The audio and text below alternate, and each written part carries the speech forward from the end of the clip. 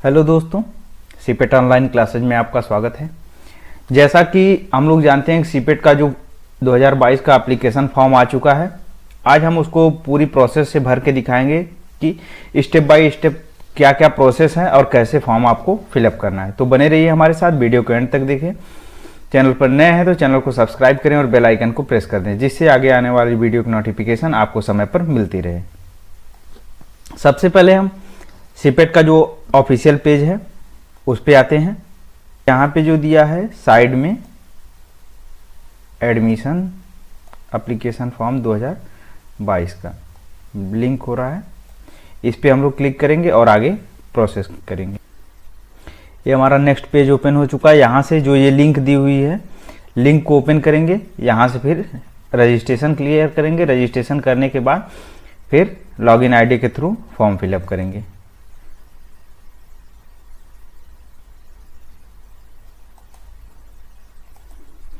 यहाँ पे कुछ इम्पोर्टेंट डेट दी हुई हैं, जो 27 फरवरी से हमारा एप्लीकेशन स्टार्ट है, 5 जून तक इसकी लास्ट डेट है और 19 जून तक इसका पेपर होगा।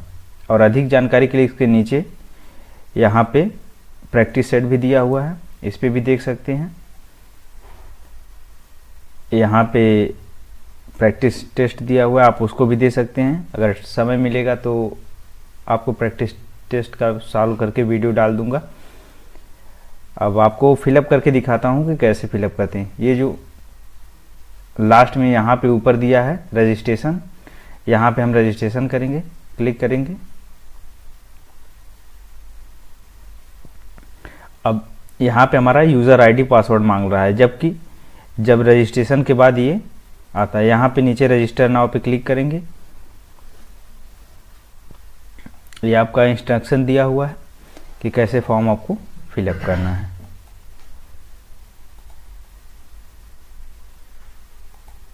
अब सबसे नीचे आने के बाद यहाँ पे कोर्स दिया हुआ है, post graduation diploma in plastic processing testing. ये है 2 साल का कोर्स है, 4 सेमेस्टर, इसकी एज लिमिट कुछ नहीं है। फिर दूसरा है post graduation diploma in plastic mould design CAD cam.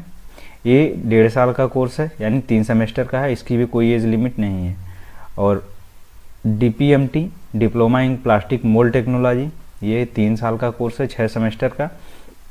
और DPT यानी डिप्लोमा इन प्लास्टिक टेक्नोलॉजी, ये भी 3 साल का कोर्स है, 6 सेमेस्टर का, जिसमें इन 2 कोर्सों में हाई स्कूल और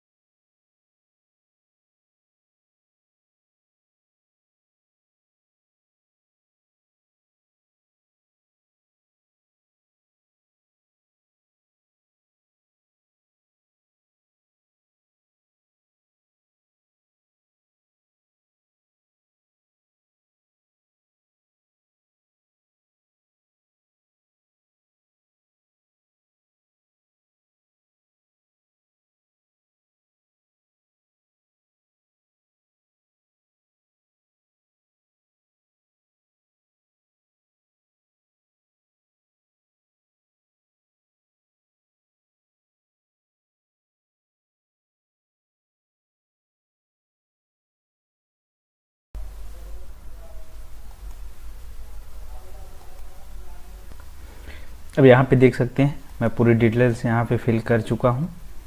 नाम, जेंडर और यहाँ पे डेट ऑफ बर्थ और इसी तरह से यहाँ मोबाइल नंबर। अब यहाँ पे सेंड OTP पे क्लिक करेंगे। सेंड OTP पे क्लिक करने के बाद ये हमारा OTP से वेरीफाई होगा और हमारा ID पासवर्ड जनरेट होगा। इस पर क्लिक करते OTP डालने के बाद यहाँ पे हम वेरीफाई मोबाइल पे क्लिक करेंगे। अब ये वेरीफाई मोबाइल पे क्लिक करने के बाद ये हमारा मोबाइल नंबर वेरीफाई हो चुका है, नहीं तो यहाँ पे ऑप्शन देता। अब यहाँ पे ये कैप्चा फिलअप करेंगे। Registration you have successfully complete the basic registration. यहाँ पे आपकी ID जो मोबाइल नंबर है, और पासवर्ड जो है आपका डेट ऑफ बर्थ है। तो फिर यहाँ पे प्लीज़ क्लिक हियर, नीचे जो क्लिक करके लॉगिन करने के लिए दिया हुआ है, तो यहाँ से क्लिक करेंगे। आप अपनी यूज़र आईडी डालेंगे जो आपका मोबाइल नंबर है, और यहाँ पे पासवर्ड जो आपकी डेट ऑफ बर्थ है।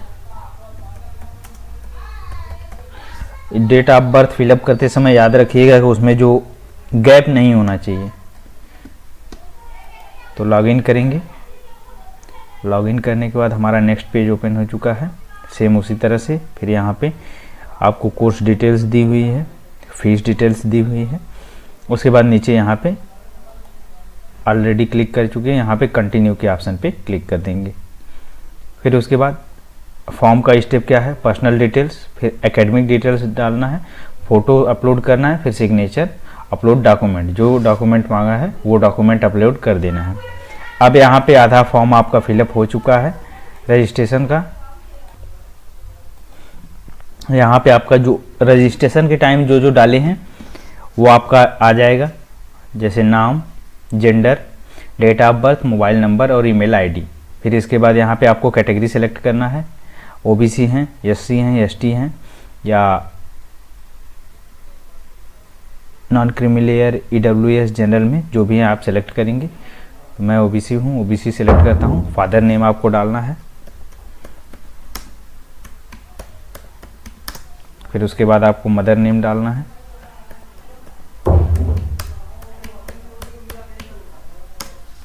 ठीक। फिर इसके बाद आपको आईडी प्रूफ डालना है कि आप आईडी, ये आपका ऑक्यूपेशन डालना है जो आपके माता पिता का व्यवसाय है। तो यहाँ पे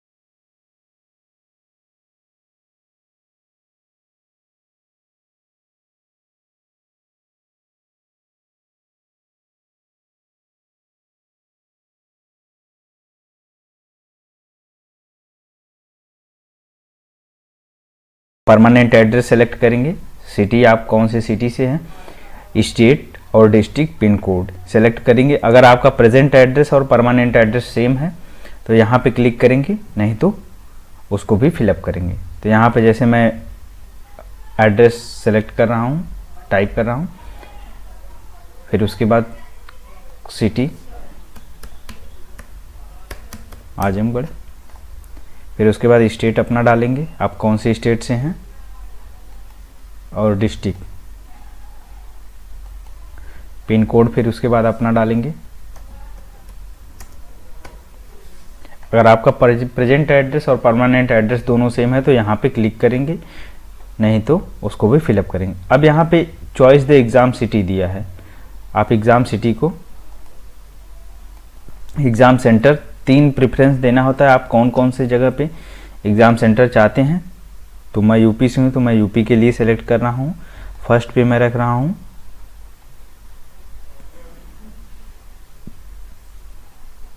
वाराणसी, सेकंड पे इलाहाबाद, और थर्ड पे गोरखपुर। ये जो आपके नियरेस्ट जो सेंटर हो वो आप सेलेक्ट करें, जिससे आने जाने में कोई दिक्कत ना हो। फिर सेव एंड कंटिन्यू पे क्लिक कर देंगे। ये हमारी डिटेल्स फिलअप हो चुकी है। अब एकेडमिक डिटेल पे आते हैं।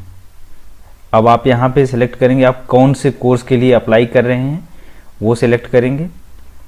अगर आपका डीपीटी है, डीपीएमटी है, पीजीडीपीपीटी है, कैड कैम है तो उसके लिए सेलेक्ट करेंगे।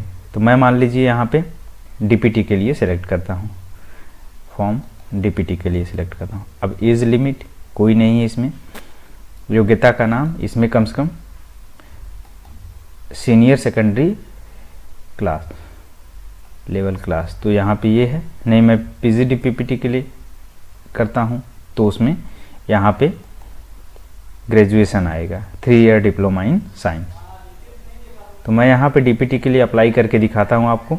आप इसी तरह से किसी का भी अप्लाई कर सकते हैं।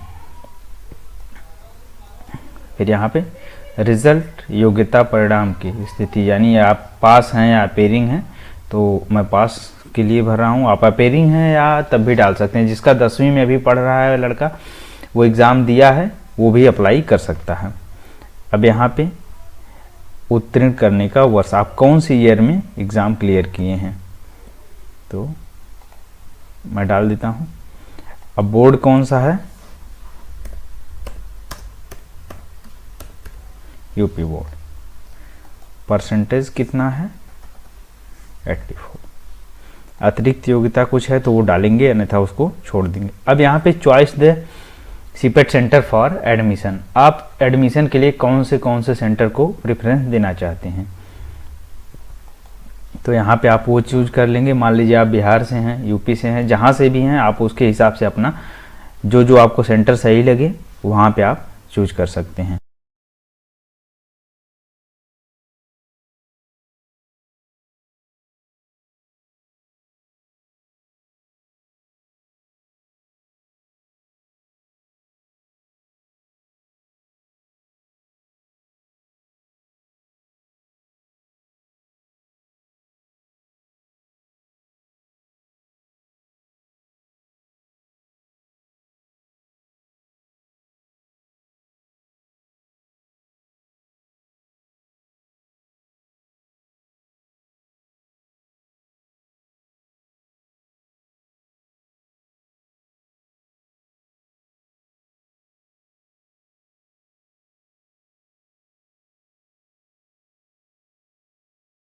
फोटो अपलोड हो चुका है।